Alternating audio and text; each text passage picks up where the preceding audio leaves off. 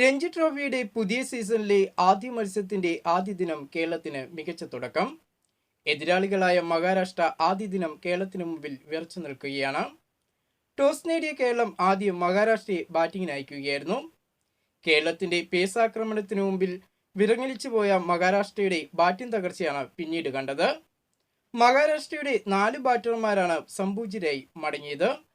അതും 20 പന്തിനുള്ളിലായിരുന്നു 4 ബാറ്റർമാർ ഡെക്കായി കൂടാരം കയറിയത്. 4 വിക്കറ്റ് നേടിയ MD നിതീഷും 2 വിക്കറ്റ് നേടിയ ബേസിലും 1 വിക്കറ്റ് നേടിയ ഏദൻ ആപ്പിൾ ടോമുമാണ് കേരളത്തിന്റെ ബൗളിംഗിൽ തിളങ്ങിയത്.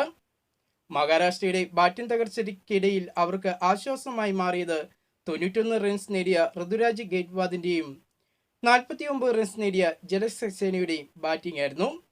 എന്നാൽ ഋതുരാജ് ഗെയ്ക്വാദിനെ സെഞ്ചുറി അടിക്കാൻ സമ്മതിക്കാതെ ഏദൻ ആപ്പിൾ ടോം LBയിൽ കുടുക്കിയപ്പോൾ കേരളത്തിന്റെ മുൻ താരമായിരുന്ന ജലജ് സക്സേനയുടെ അർദ്ധ സെഞ്ചുറിയെ നിഷേധിക്കുകയായിരുന്നു MD നിതീഷ്.